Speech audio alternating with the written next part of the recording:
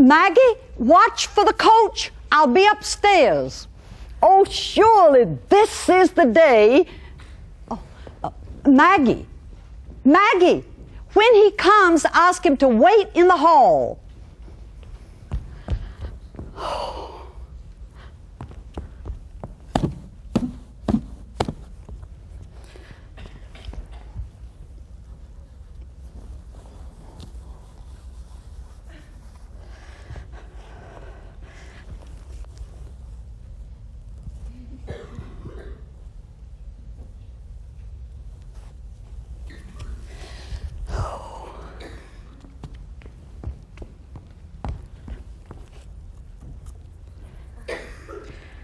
Oh, it's almost time.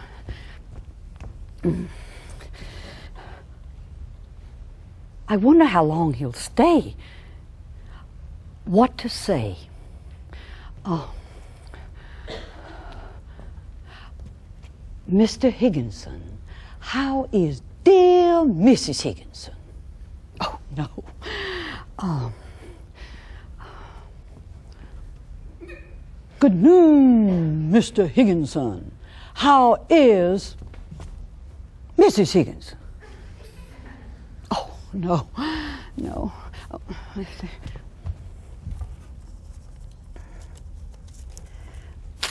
enchanted, Mr. Higginson. How is sweet Mrs. Higginson? Another confinement? Ooh. Please.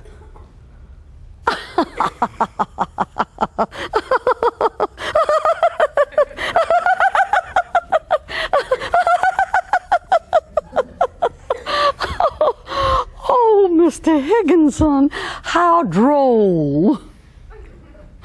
My favorite books, oh, let me see, Jane Eyre I loved, and Mill on the Floss, and of course your inspired novel.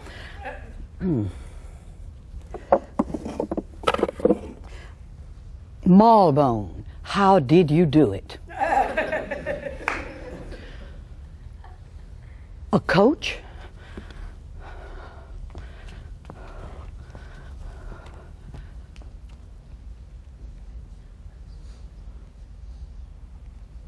Oh, it's stopping.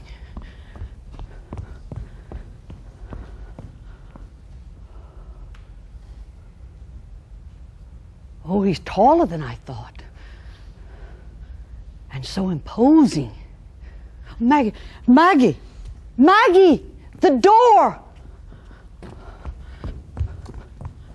Oh.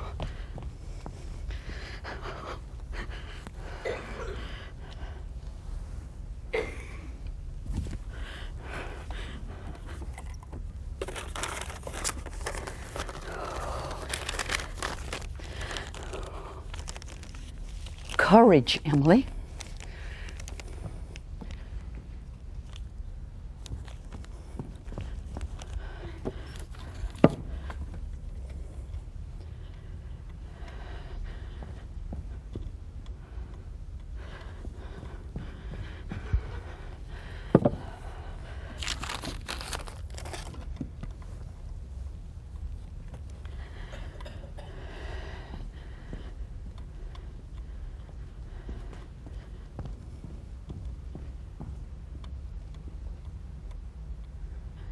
Mr. Higginson, and I to meet you. Please sit down.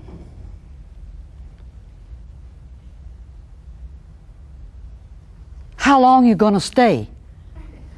Oh, what I mean is, why has it taken 8 years? Oh, yes, I know you've been so busy. And then you were away in the war. The Civil War, wasn't it? War to me is so oblique, I can't grasp it.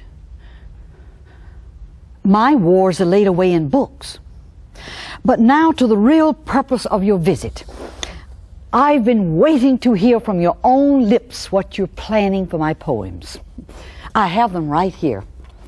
All the ones I've sent you. These are the first 4, and here here are the later ones. I bound them together. Oh, and this one, I'll tell you how the sun rose. This was Sue's choice. Sue is my sister-in-law. That's her house over there. But of course, you will be the best judge, Miss Higginson. Now, I have many more that you might feel would be better for a printed collection. Many.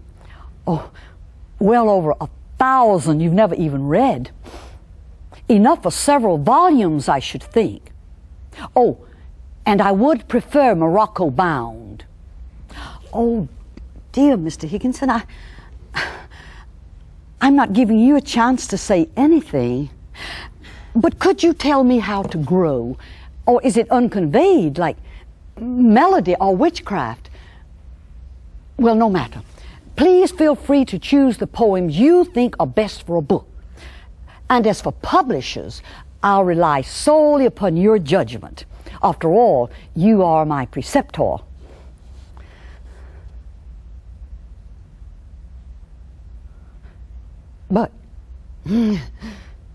But my meter is new, experimental. No, not spasmodic. Bad rhymes? Oh, no, you don't understand what I'm trying to. If only I could explain.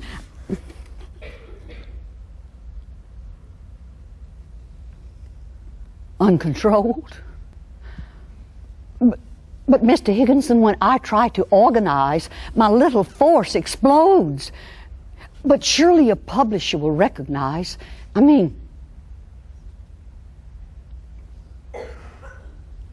surely.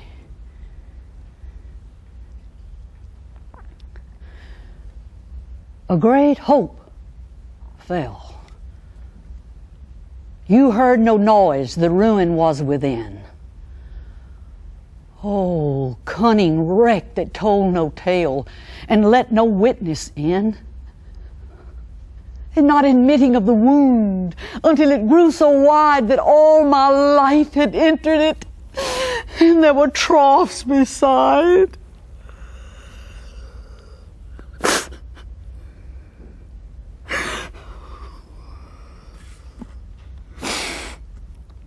A closing of the simple lid that opened to the sun, till the tender carpenter perpetual nail it down.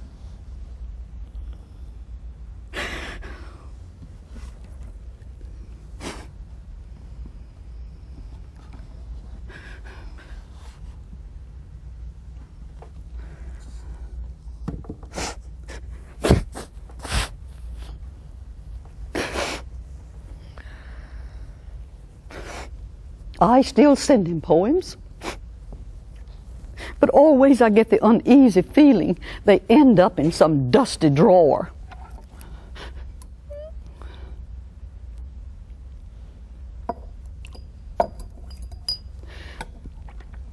I can talk about this now. Oh, but when I heard Mr. Higginson's words, I became ill.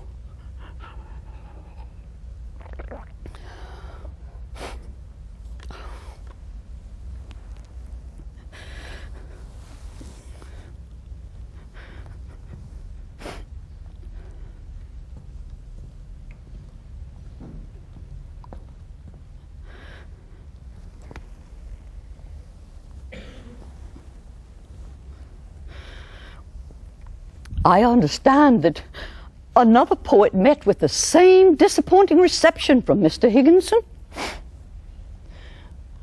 But he didn't give up, as I did. He got his poems published. Mr. Higginson says his poems are absolutely scandalous. His name, Walt Whitman.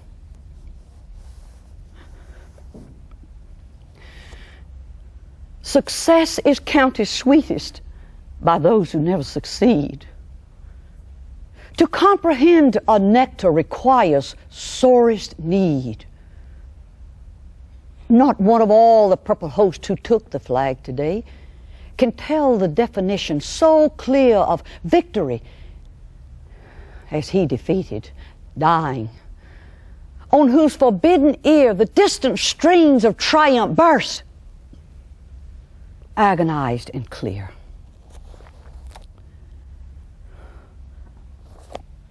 Perhaps no one will ever read my poems.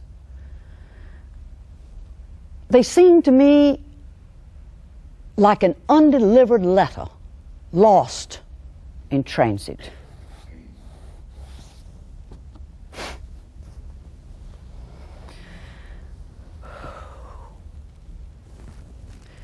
Destiny is strange. Going to be famous.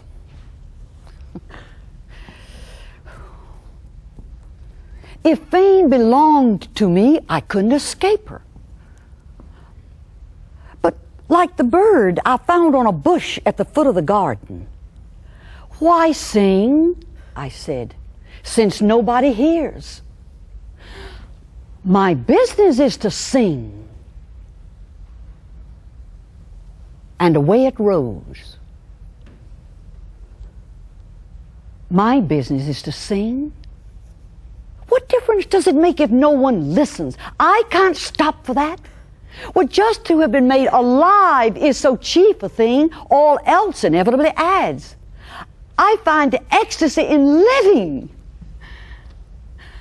Take all away from me, but leave me ecstasy. We never know how high we are till we ask to rise. And then, if we're true to plan, our statues touch the skies. My barefoot rank is better. But do you know who came to see me recently? Helen Jackson, the writer. Facts, not phosphorescence, remember? She brought me a lovely selection of columbine seeds from Colorado. And of all things, she's asked me to publish at this late date. She says she'll assume full charge. Now, Helen could do it. She's very influential and aggressive. Helen of Troy will die, but Helen of Colorado, never. But I said,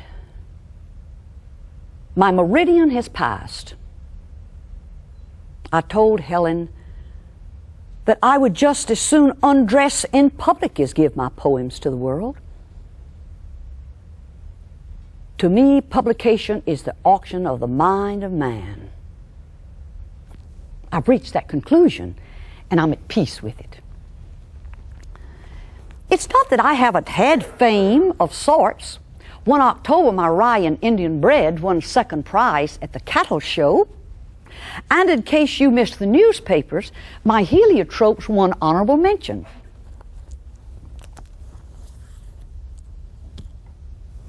I'm nobody. Who are you? Are you nobody too? Then there's a pair of us? Don't tell. They'd banish us, you know. How dreary to be somebody. How public, like a frog, to tell your name the livelong day to an admiring bog.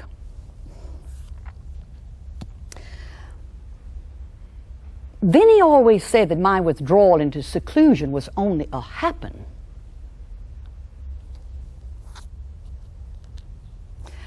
I suppose my not marrying was only a happen too.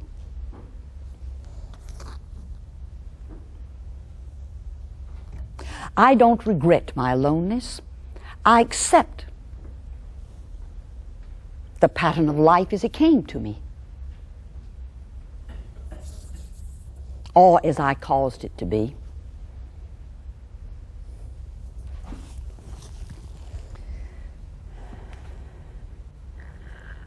I'd have let Benny go, but she'd never let me go.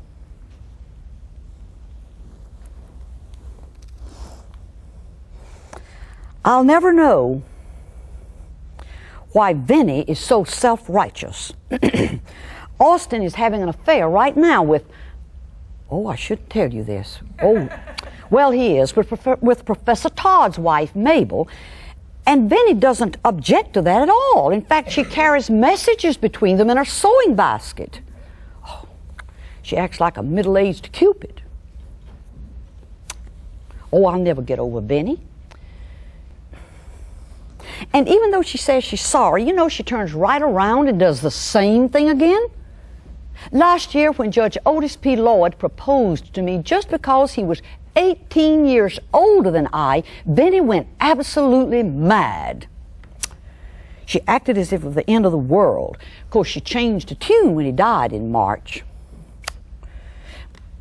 But it was the judge's niece who had the most to say. She called me a little hussy with loose morals. Said I was crazy about men and insane besides. Oh, even one of those is bad enough, but all three? Oh, I know I'm plain, like the wren. And I know what people say. Poor Emily, the only kangaroo among the beauties. I never had but one picture taken of myself when I was 16. No, it's not among those.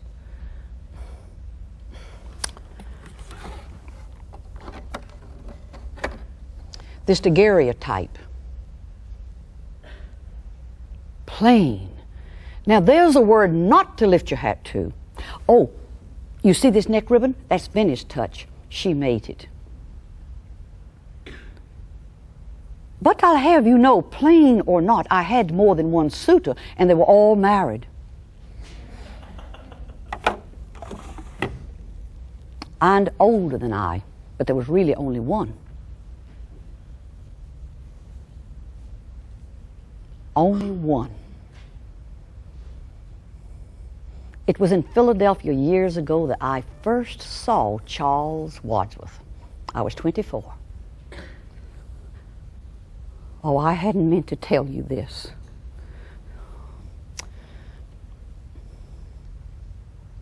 Benny and I had visited Father in Washington while he was a congressman, and on the way home we stayed 2 weeks with the Colemans in Philadelphia.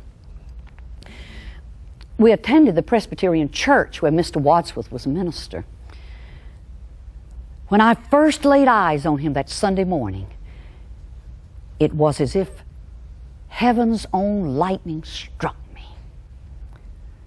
Here before me was a Christ-like man. He seemed like Gabriel standing before the congregation. When I walked out of the church into the brilliant morning, the light in my heart was shining even brighter. His voice haunted me. I couldn't shake off the enchantment.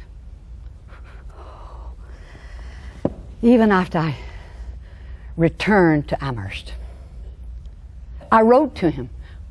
Well, at first hesitant, a cautious letter, asking about spiritual things, and finally in his answers I detected a response not unlike my own emotions, but more subtle, sensitive, hidden.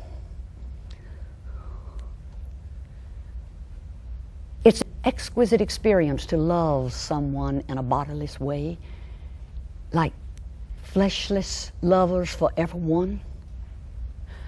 Such love was the limit of my dream, the focus of my prayer. It made me different from before, as if I breathed superior air. I called him my master. I spoke with him only twice in my life, 20 years apart. He came to me again 3 years ago, and Benny came running to get me. She said, "The gentleman with the deep voice wants to see you, Emily." Again, his voice is the door.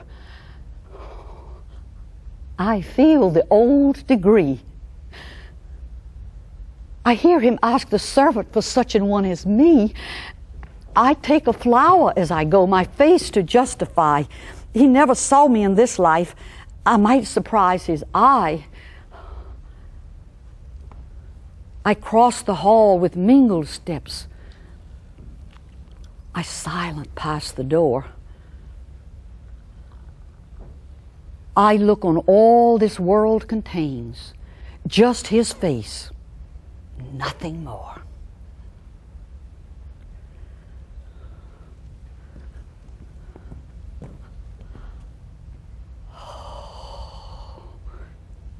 Where did you come from?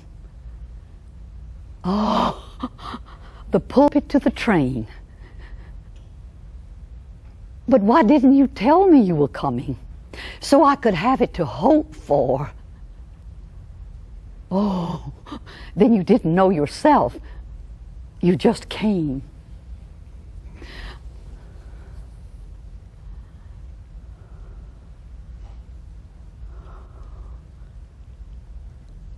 How long was your journey? 20 years, yes. It has been that long, hasn't it? Oh, but I'm older too, Master. But the love is the same. Oh, no. Say I may wait for you. I've waited a long time.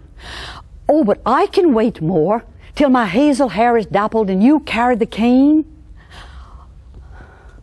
Master, open your life wide and take me in forever.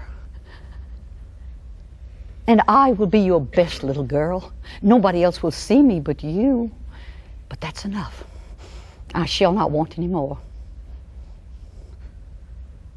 And I am so moved just to look in your face while you look in mine.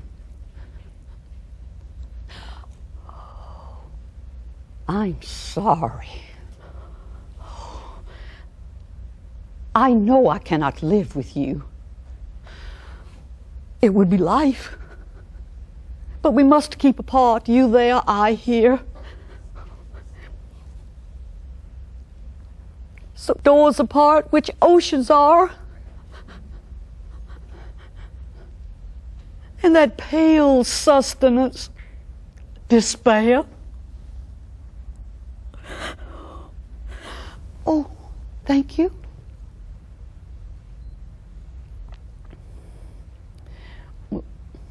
Will you come to Amherst again? You can't? Yes, I understand. Goodbye, Master.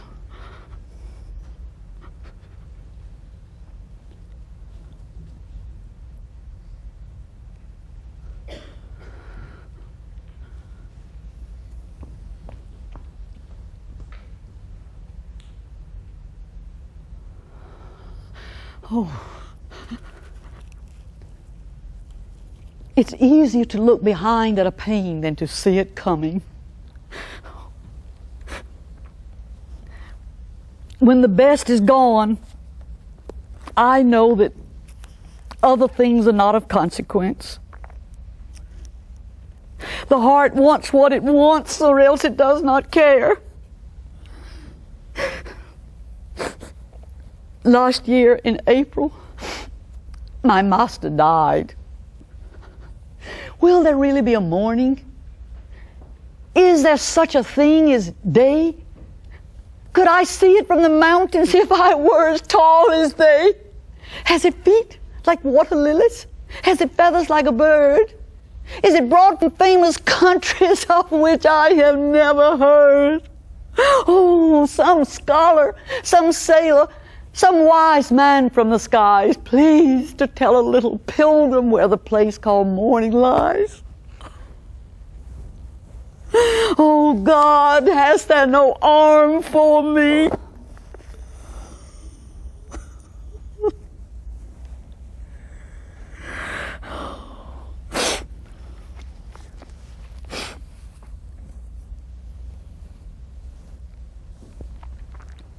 Yes, I still write poetry, but not as much as I used to.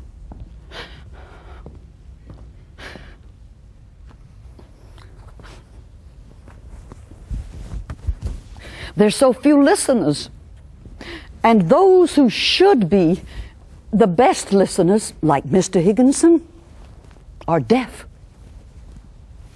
But even yet, when I see a tall, pale snowstorm stalking through the fields and bowing at my window, I find I must translate my feeling into poetry. I sometimes put both hands on the window pane and try to think how birds fly and imitate and fail. I could make a balloon of a dandelion, but the fields are gone. I talk of all these things with my dog, and his eyes grow meaning, and his shaggy feet keep a slower pace. Animals have a natural, simple wisdom. Except chickens, of course. At present, we have 24 invalid hens who do nothing so vulgar as lay an egg. Benny's cats leave the chickens alone. They're good about that. But in summer, they're forever catching snakes and carrying them into the kitchen. Poor Benny is deathly afraid of snakes. So when I hear a scream and a crash from the kitchen, I know what's happened. And when we were little, I'd hide behind a tree with a garter snake in my hand, and when Benny came along, I'd wave in her face and chase her all over the orchard. Well, Austin did it too. But I love those little green ones. Do you know the ones I mean? Did I tell you that my father loved animals? Well, he did. He had beautiful horses. The last afternoon that my father lived, that was 9 years ago, though with no premonition, I preferred to be with him. He seemed peculiarly pleased as I often stayed with myself, and remarked as the afternoon withdrew he would like it not to end. His pleasure almost embarrassed me, and my brother coming, I suggested they walk. Next morning, I woke him for the train, and I saw him no more. Excuse me.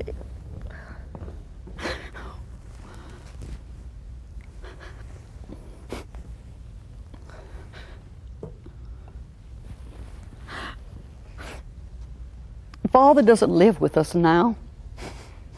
He lives in a new house. Though it was built in an hour, it is better than this. He hasn't any garden because he moved after gardens were made, so we take him the best flowers. And if only we knew he knew, perhaps we could stop crying. Though it is many nights my mind never comes home.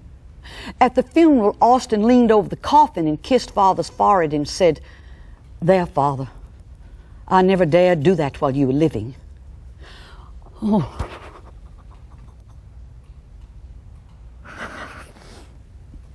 I dream about Father every night, always a different dream. And I forget what I'm doing daytimes, wondering where he is. Without any body, I keep thinking, what kind can that be? Oh. The birds were frolicking at the grave when Benny went there yesterday. How flippant are the saved. Nature must be too young to feel. Oh, many years too old. You know, Father never really learned how to play, and the straightest engine has its leaning hour. I'm glad there is immortality, but I would have tested it myself before entrusting him. Home is so far from home since my father died. My life closed twice before its close. It yet remains to see if immortality unveil a third event to me, so huge, so hopeless to conceive as these that twice befell. Parting is all we know of heaven, and all we need of hell. But I shall always remember Father's coming home for noontime dinner. Up Main Street he'd come like a deacon, carrying his gold-headed cane and wearing his glossy beaver hat. But one day he came home much earlier than expected. "Benny, Father's coming, quick, hide the mop and bucket." "You fell down the stairs? Oh, how could you?" "Mother, take the handkerchief off your head." "What is that smell?" "Maggie, the cabbage, I think it's boiling over." "Oh, Benny, do something about Buffy. She's clawing the sofa."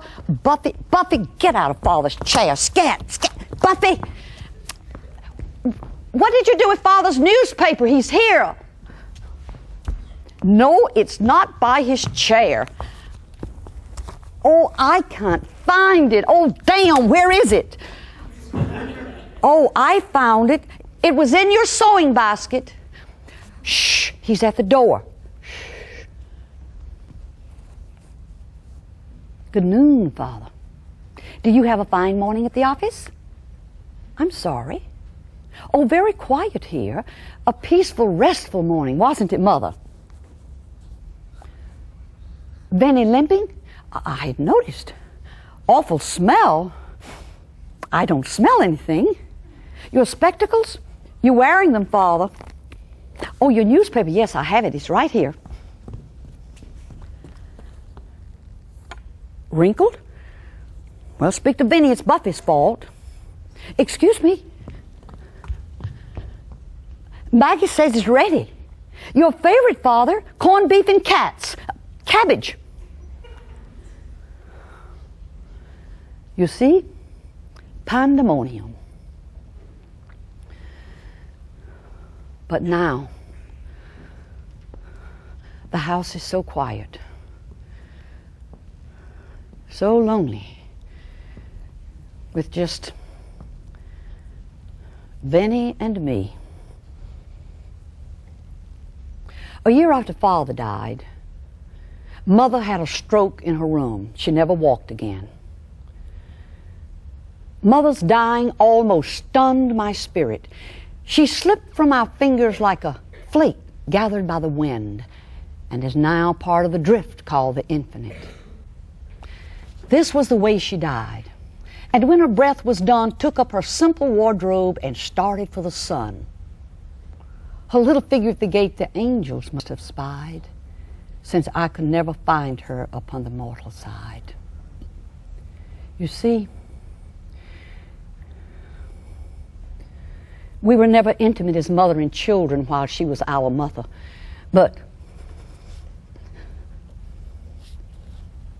minds in the same ground meet by tunneling, and when she became our child, the affection came. Hold your parents tenderly, for the world will seem a strange and lonely place when they're gone. Oh, I wish that I were just a blade of grass, then all these problems of the dust wouldn't terrify me so. Well, I've just heard from Helen.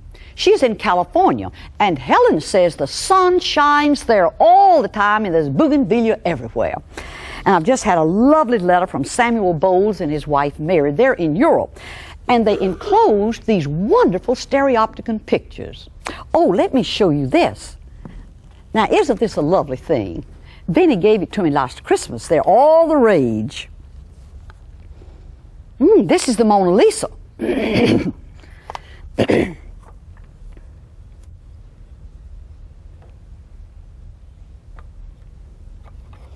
I don't see what all the excitement's about. This is the Blue Grotto at Capri. Helen wrote they had to row out from the island to see it.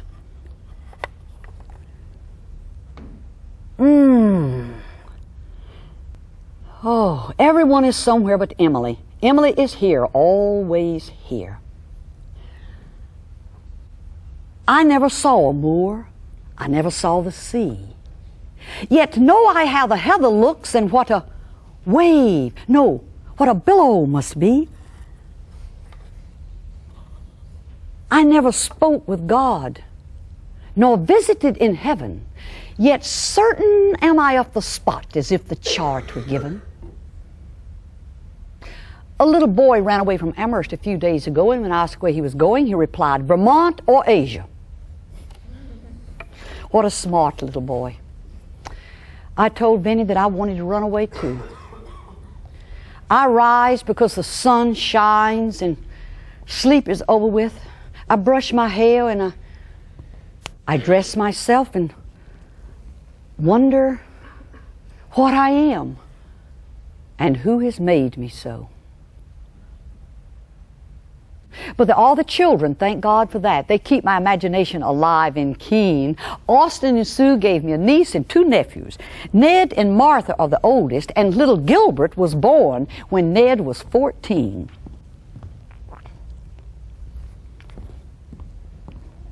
Once when he was stung on the arm by a wasp, he begged Sue through his tears to read the Bible to the wasp. When he was 6, he and a little friend gave an animal show in a tent on the lawn, and we asked him what he was going to do with the pennies they've gathered for admission. He said, well, we're going to give half to the college and half to the cat. When Sue tried to teach him to sing, There's No Place Like Home, he broke in, oh, yes, there is, too, over at Aunt Emily's. Over at Aunt Emily's. October is a mighty month. For in it, little Gilbert died at 8 years. Typhoid. Not my little Gib. I see him in the star, and I meet his sweet velocity in everything that flies. The little boy we laid away never fluctuates, and his dim society is companion still. His last cry in delirium was, open the door, they're waiting for me. Quite used to his command, his little aunt obeyed. Who were waiting for him? All we possess we would give to know.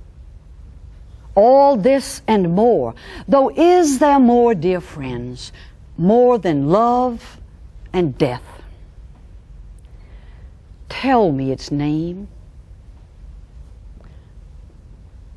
I reason, earth is short, anguish absolute, and many hurt. But what of that?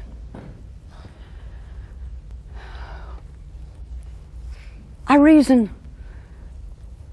we could die. The best vitality cannot excel decay. But what of that? I reason that in heaven somehow it will be even, some new equation given. But what of that?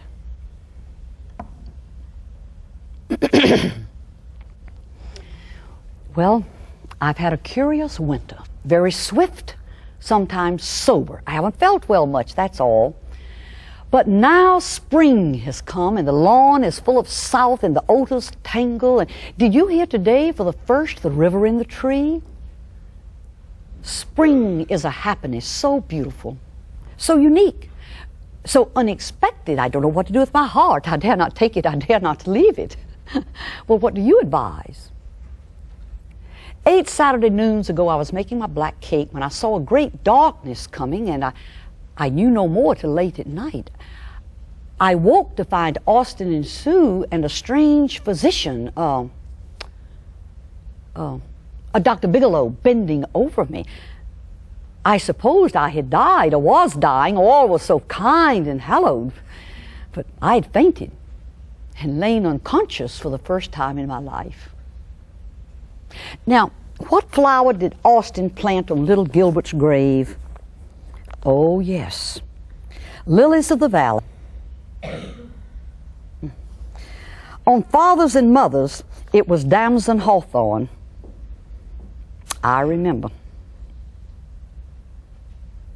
When it shall come my turn, I want a buttercup. Well, surely the grass will give me one. I told Benny that I want to be carried in a small white coffin out the back door of Homestead into the blue beloved air, through my garden, father's barn, and out over the meadows of Amherst to the burial ground. and for my requiem that phraseless melody the wind does.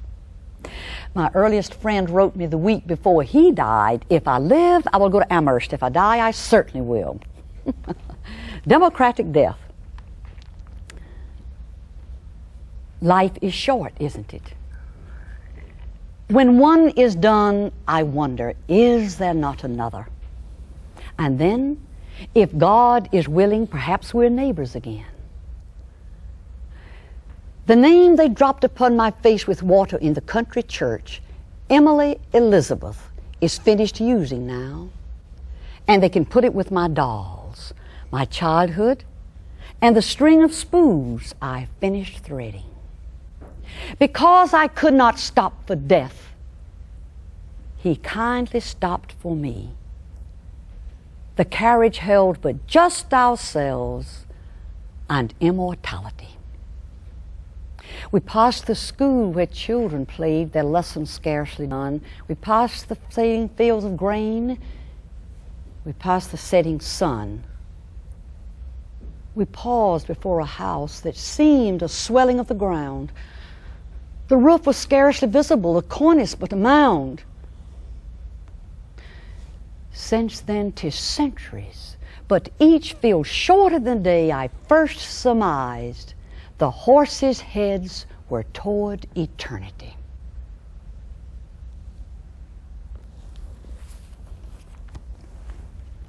Oh, I promised Vinny I'd peel the apples.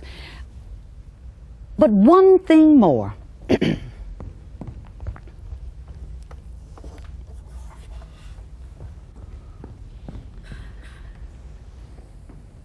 This is my letter to the world that never wrote to me.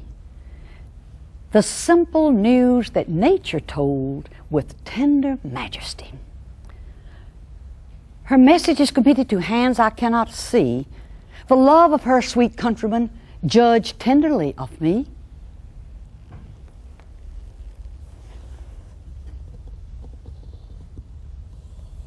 Oh, and when you make my cake, please tell me how you like it. And when next we meet, I'll give you my recipe for gingerbread. Gingerbread. Now there's a word to lift your hat to. I'm coming, Benny.